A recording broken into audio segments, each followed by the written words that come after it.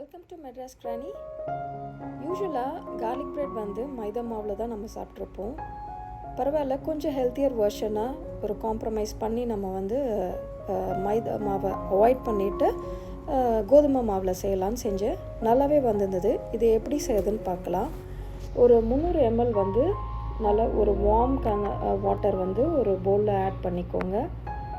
அது கூடவே வந்துட்டு இன்ஸ்டன்ட் ஈஸ்ட் வந்து நல்லா ஒரு டேபிள் ஸ்பூன் அளவுக்கு ஆட் பண்ணிவிட்டு அதை வந்து நல்லா மிக்ஸ் பண்ணிவிடுங்க. எல்லாமே நல்லா டிசால்வ் ஆகணும். இது கூடவே கொஞ்சமாக சர்க்கரையும் சேர்த்துக்கோங்க. ஒரு டீஸ்பூன் அளவு சேர்த்திங்கன்னா போதும். நல்லா அந்த ஈஸ்ட் மிக்சர் வந்து நல்லா டிசால்வ் ஆகணும். நல்லா மிக்ஸ் ஆன பிறகு ஒரு தட்டு போட்டு ஒரு 5-10 நிமிஷம் அப்படியே மூடி வச்சுருங்க. இப்போ பார்த்திங்கன்னா ஈஸ்ட் வந்து நல்லா ரெடி ஆகிடுச்சு, பொங்கி வந்திருக்கு. இப்போ நம்ம இந்த ஈஸ்ட்டை வந்து மாவு கூட மிக்ஸ் பண்ணி நம்ம வந்து டோ ரெடி பண்ண போகிறோம். இப்போ மாவு ரெடி பண்ணுறதுக்கு வந்து ஒரு 2 கப் அளவு நான் கோதுமை மாவு தான் எடுத்திருக்கேன். உங்களுக்கு வேணும்னா நீங்கள் வந்து மைதா மாவு கூட யூஸ் பண்ணி இதே ரெசிப்பியை நீங்கள் அப்படியே ஃபாலோ பண்ணலாம், நல்லாயிருக்கும். நான் இப்போ அந்த கோதுமை மாவு கூட தேவையான அளவு உப்பு போட்டு நல்லா மிக்ஸ் பண்ணிவிட்டு நம்ம ஏற்கனவே ரெடி பண்ணி வச்சுருக்கிற அந்த ஈஸ்ட் மிக்சரை வந்து அது கூட நல்லா மிக்ஸ் பண்ணி ஊற்றி விட்டுருங்க. ஊற்றிட்டு கைகளால் நம்ம எப்போவுமே சப்பாத்தி மாவை எப்படி பிசையோமோ அதே மாதிரி தான் நல்லா மாவு வந்து பிசைஞ்சிக்கணும்.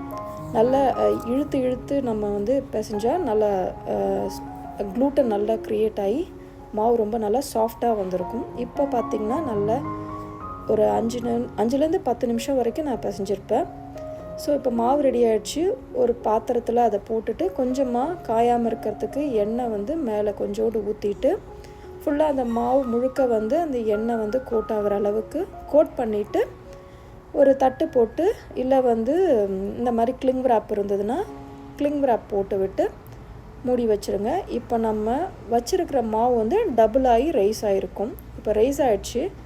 அதுக்கப்புறமேல் வந்து அதை நம்ம எடுத்துகிட்டு ஒரு 4 போர்ஷனாக நான் கட் பண்ணிக்கிட்டேன். 4 போர்ஷனாக கட் பண்ணிவிட்டு நம்ம யூஸ்வலாக வந்து பரோட்டா மாவெல்லாம் வந்து ரோல் பண்ணி வைப்போம் இல்லைங்களா, அந்த மாதிரி திருப்பியும் ரோல் பண்ணிவிட்டு ஒரு 10-15 நிமிஷம் வந்து அப்படியே விட்டுருங்க. அது திரும்பியும் ரைஸ் ஆகும். இப்போ வந்து கார்லிக்கையும் பட்டரையும் மெல்டட் பட்டர் அதையும் ரெண்டுத்தையும் ஒன்றா சேர்த்து மிக்ஸ் பண்ணி ரெடி பண்ணி வச்சுக்கோங்க. இப்போ சீசனிங்காக கொஞ்சமாக நம்ம உடைச்ச அந்த காஞ்ச மிளகாய் வந்து பொடிச்சதை சேர்த்துக்கோங்க. இட்டாலியன் சீசனிங் வந்து நல்லா ஒரு டீஸ்பூன் அளவு சேர்த்துக்கோங்க. அது கூடவே வந்து கொஞ்சமாக தேவைக்கேற்ப உப்பு, காஷ்மீரி மிளகாய் தூள் இருந்துச்சுன்னா அதையும் ஒரு டீஸ்பூன் அளவு சேர்த்துக்கோங்க. இது எல்லாத்தையுமே நல்லா மிக்ஸ் பண்ணி வச்சுக்கோங்க. இதை வந்து நம்ம சீசனிங்காக யூஸ் பண்ண போகிறோம். இந்த மிக்சர் ரொம்ப சூப்பராக இருக்கும். இதை இந்த மாதிரி ரெடி பண்ணி வச்சுக்கோங்க. இப்போது இது ரெடி ஆகிடுச்சு. இந்த மிக்சரை தான் நம்ம வந்து அந்த கார்லிக் ப்ரெட்டில் வந்துட்டு மேலே தூவி விட்டு நம்ம பேக் பண்ண போகிறோம்.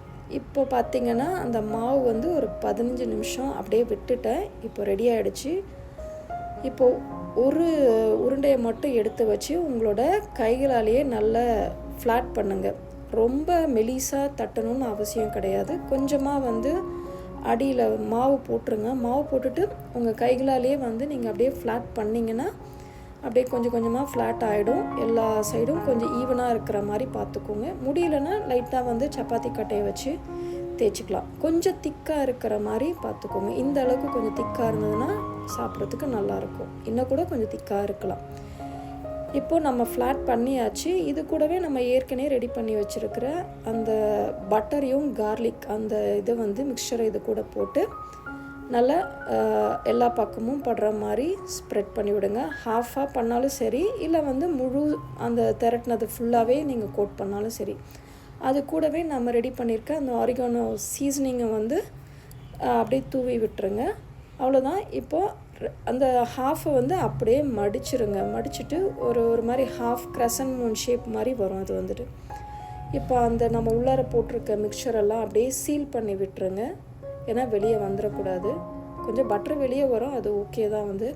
ஸோ இப்போ ஃபுல்லாக சீல் பண்ணியாச்சு. ஒரு இன்ச் அளவுக்கு வந்து கத்தியால் லைட்டாக வந்து கீரல் போடுங்க. ஃபுல்லாக கட் பண்ணி அது பீஸ் ஆகிற அளவுக்கு வேண்டாம், ஒரு ஹாஃப் லெவலுக்கு கட் பண்ணிங்கன்னா போதும். அப்புறம் நம்ம தேவையானப்போ கட் பண்ணிக்கலாம் முழுசாகவே வந்து. இப்போ இந்த அளவுக்கு ஒரு இன்ச் அளவுக்கு கத்தியால் லைட்டாக கீறி விட்டுருங்க.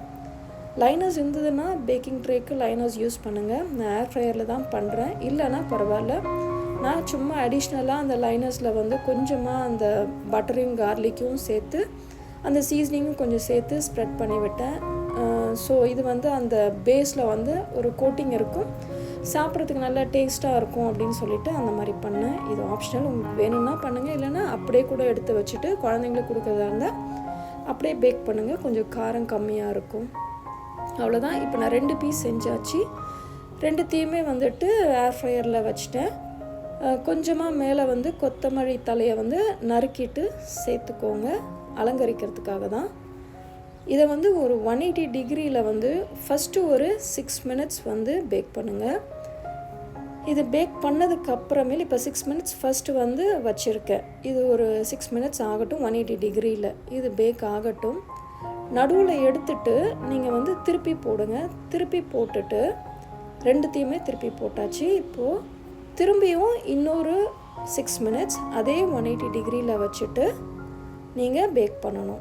இப்போ பேக் பண்ணிங்கன்னா சூப்பராக இருக்கும். 2 சைடுமே நல்லா பர்ஃபெக்டான கலர் வந்துடும். சூப்பராக இருக்கும். ட்ரை பண்ணி பாருங்கள். இது வந்து சும்மா நீங்கள் வந்து அந்த சாஸ் உங்களுக்கு என்ன பிடிக்குமோ அந்த மாதிரி வச்சுட்டு நீங்கள் சாப்பிட்லாம் வந்து.